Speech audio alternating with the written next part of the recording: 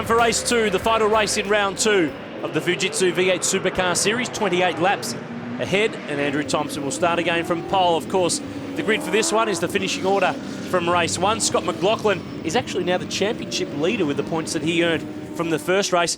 Good drives, we should cover this off. Daniel Gillison picked up 6 spots in race 1. Markus Sukanovic did the same. And a bit further back, Tom Tweedy, the third of the Matthew White Motorsport Fords, the former Formula 3 driver, will start from 13th. He picked up 5 spots, so coming to grips with V8 Supercar racing. Yeah, definitely right. It's going to take you a bit of time to adjust to these cars from a Formula 3 car. So look out for Drew Russell starting off the back. We highlighted that he didn't get to race 1 due to something wrong with his car. So he should have good tyres, but be fired up for a good result. And the unfunny thing there was that it fired up a couple of minutes after the race started. So he's on the back. Look for Percat, look for Morris. There's a bit of tension down the back in the Fujitsu Series. It's the decider at Barbagallo, and Thompson's initial bite is very, very good. Oh, David Russell makes another stormer. The Jayco Ford goes to second. And he trying to stay around the outside. Very hard to do that at turn 1. Let's see if he can get the job done. No, he can't. He falls in behind Thompson. But another ripper start by him. Perkins back to 3rd. And McLaughlin's made a bit of a tardy start. He's down to 5th. So he'll be disappointed with that, but we know he's got a good car. Thompson leading, Russell, Perkins, Gillison, McLaughlin, Jane, Markus Sukanovic. There's Paul Morris, couple of cars back. Nick Percat dicing with West Aussie Nathan Vince, the first lap of 28. So really important for Percat, obviously in championship contention. He's just got to get through this race and get it as many points as he can, because with the DNF yesterday, it's really taken a hit in the points. But Gillison now having a look at Perkins up the inside into the last corner, can't get it done. But Sukanovic and Jane side by side. Oh, Ash Walsh filled the gap as well in the Miles Racing Ford, the Simpro number 90 car. We jump on board the Cool Drive in car with Tim Blanchard, who's looking to the back of Jeff Emery, the ace. Oh, big lunge up the inside. Oh, I didn't think he thought that was on, but it was. Good move there. Thompson, though, just starting to edge away. David Russell behind the wheel of an X-Sport Performance Racing car. This is a couple of years old, taking it right up to one of the latest 888 Commodores. This is the start. Thompson's initial bite's very good. Away he goes. Perkins gets wheel spin, and Russell's a rocket. Yeah, so Perkins actually bogged initially off the line, and now he burst into wheel spin once he got it going. So he's been struggling getting this car off the line.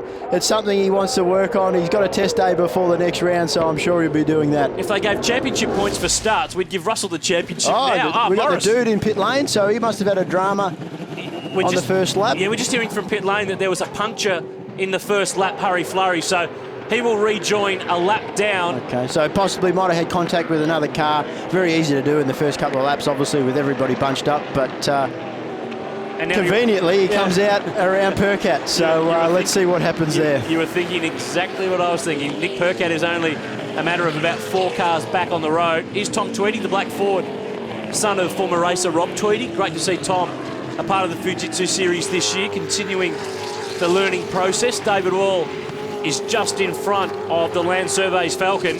Aaron McGill, one of the perennial Fujitsu Series starters. There he is in the white and yellow Ford, the record holder, in fact, for the most starts in this category. Percat playing it steady, just trying to put a move on Matt Hansen, who's debuting this weekend. Matt's been racing in the V8 Touring Car Series, which is for older model V8 Supercars. It's his first time in this ex-Steve Owen Commodore, and just wants to keep it nice and clean. It's Tony Bates's car, and he's doing a good, solid job. And he's a local boy too, Aaron, so he's probably done plenty of miles around Barbagallo Raceway. Back at the front now, we see Thompson and Russell have skipped away a bit from Jack Perkins. Scotty McLaughlin back up. Oh, here we go, Rod Jane in the sand, so I wonder if he got a help there or not. He won't be going anywhere. He's trying to get out, but he'll be stuck for sure. Yep, no way that he will go anywhere. Let's have a look from on board. He goes down a couple of gears. Wait for it. That's an assist. Who is it? Fair to say he got a shove. It's one of the Simpro cars. Looks like Ash Walsh, I think it was. Car number 90. Yes, it was. So the former Formula Ford star makes contact with the Bob Jane T-Mart CEO. He needs a couple of tractor tyres on board to get out of that, doesn't he? I think he needs a whole tractor as well to go with it. We're under safety car. Race 2 of the Fujitsu Series from Barbagallo. Andrew Thompson is the leader.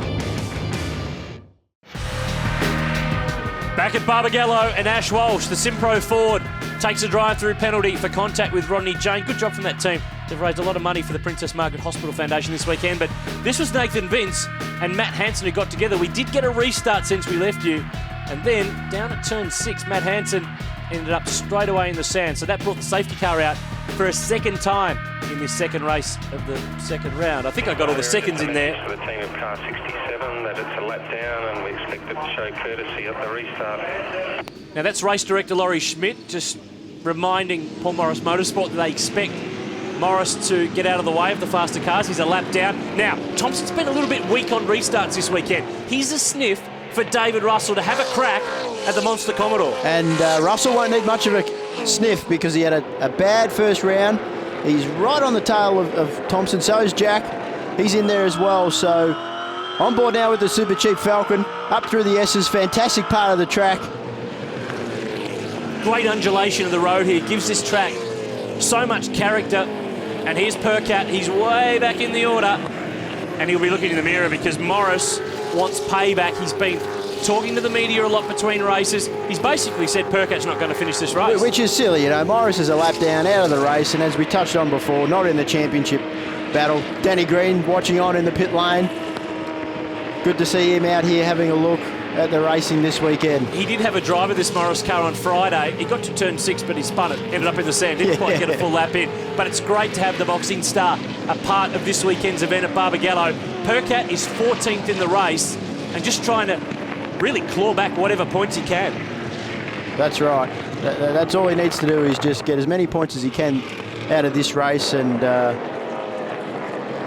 see what happens from there on. I've got a funny feeling he knows what's coming. Bang, there's the first tap from Morris. And a car that's a lap down shouldn't be making contact with cars that are on the lead lap. No, definitely not. It's not what you want to see, but anyway, we're not out there, Aaron, are we? So we just get to watch it from the sidelines, and it's been good racing so far. It's probably a lot safer here, just to be quite honest with you, in the commentary box. But this is the run to turn 6. We're on the second half of this race. So the teams have only got 2 sets of tyres to use across qualifying, and both the races are off. Marcus Sukanovic, the Midway Concrete and Garden Supplies Commodore, is in the sand, which is sort of appropriate with a sponsor like that, but not appropriate. He's been having a good weekend. Oh, Robert Cregan has a big lunge on Tim Blanchard, makes it around the corner. Oh, Blanchard back down the inside. He struggled to form a Formula 4 champ this weekend. They just have not had the pace.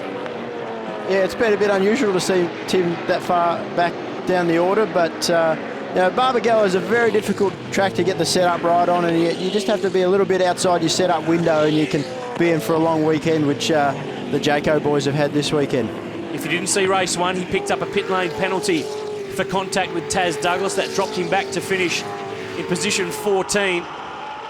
This is an X-Ford Performance Racing car. It's the car Jonathan Webb used actually to win this championship a couple of years ago, and it won the Sandown 500 with Jason Bright and Mark Winterbottom back in 06. But Andrew Thompson is the form man. David Russell is doing a really good job. This car's a couple of years older. It's not run by a main championship series team, but it does have some help from Ford Performance Racing. It looks like Jack Perkins has also picked up a bit of debris on the front of his car as well. So he's coming under a bit of pressure from Scott McLaughlin. So it looks like the Fujitsu Falcon comes on very strong at the end of the races. We saw that in race 1 as well.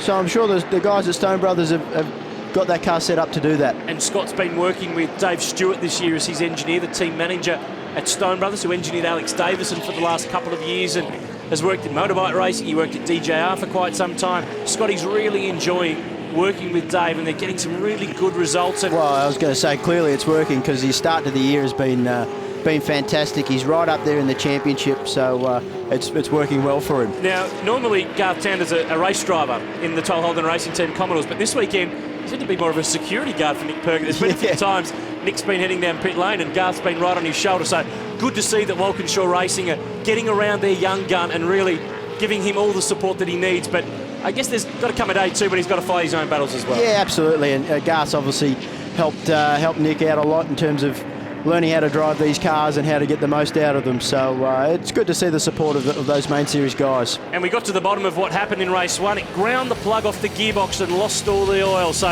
he's fighting back Nick Percat in the championship. We're on the run home. It's race 2 at Barbagallo.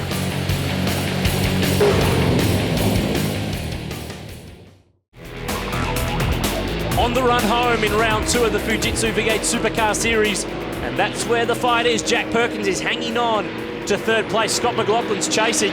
Great dice here. Daniel Gillison, the young Kiwi in the Greg Murphy Racing Commodore, is hanging on, but the rear tyres, they look like they're going away. And Chaz Mostert, who's been slowly but surely creeping up on this weekend. He qualified 16th. He was 8th in race 1. He's been making good headway. He's been doing a good job, Aaron. He's a reigning Australian Formula 4 champion, so we know he can drive, and he's just been keeping his nose clean. He did that at Clipsal and come away with some good points, and he's done it again this weekend. So good job to him. Oh, here we go. This has been brewing. Morris and Percat.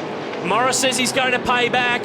I reckon it's about to arrive. He gets into the back of the Kotai Commodore and just sends it straight in the sand. Now, watch out for the rest of the field. This is tight. Oh, Tom Tweedy makes it through. So does Rodney Jane. So does Ash Walsh.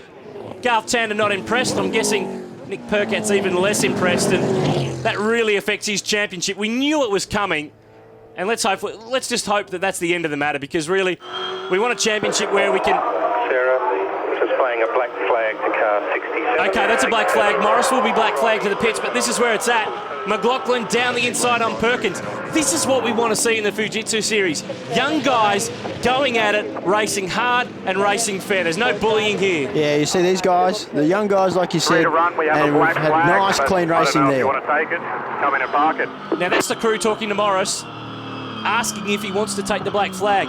When you are black flagged, you have to head to pit I lane. actually thought that was pretty clean. You've got 3 laps to respond to that flag, and judging by the sound of the lack of radio coming back from his car, he ain't pitting. No, it doesn't sound like it, does it? But good job by Scotty McLaughlin. Oh, we've got a car in the sand trap here at turn 6. Brett Stewart in the Interquip Commodore, the debutant. Sarah, there's a car in the sand, exit at turn 6. We're covering that with double yellows until the end of the race. Sand at the exit. Okay, so there'll be no safety car for that one. There will be yellow flags, so takes away turn 6 as a passing zone. And I'm sure that man, Andrew Thompson's, will be relieved to hear that, because the last thing he needs is another restart. He's got a nice little gap back to David Russell. Obviously just stroking it along nicely in that monster car. So he's had a perfect weekend so far. Quickest in both sessions, pole position, and looks like he's on track for another race win. And if he keeps going at this rate, he will probably, we're just trying to do some numbers, he might be in the championship lead at the end of this race. We'll confirm it for you in a few laps' time. Taz Douglas here, the white Commodore in the background. That's a good fight back, remember. He was 11th in the first race. He's been pretty hard on the tyres this weekend. He's just trying to calm himself down, not be too aggressive on the throttle. Garth Tander, James Courtney, Cam McConville. Here we go. Here's a replay of that incident again between Morris and Percat. Just in the back. Yeah, we know what he's doing. We know where Nick's going. The black flag is being displayed to Pretty car well just land on him there, Aaron, until Nick finally went around. So very lucky not to get cleaned up by Tom Tweedy. Good bit of driving there to miss Percat's car. But Thompson, here we go. Todd Fiore is in the sand at turn 6, and that's what I always worry about when we want to finish under a green and we don't bring out a safety car. Todd Fiore parks in the sand backwards. By the tracks in the sand there, he only just missed that stationary car of Stewart's. So lucky not to have big damage there. But Thompson now on his final lap. This has been a perfect weekend, like we said before, for him. So good for his championship challenge, back on track. And David Russell's done a pretty good job as well to hang in there with him. Double yellows down at turn 6 because of those cars parked in the sand. So Thompson, he said to me this weekend that he was making an aim and a goal to try to get the championship lead back by the end of Townsville. That's the next round. Here at Perth, on his way home to win a clean sweep, he will be the new championship leader. Just doing a quick couple of numbers. So the Monster Commodore is at the final turn, and Andrew Thompson will take his 3rd race win of 2011, and the Triple Eight team are on top in the West.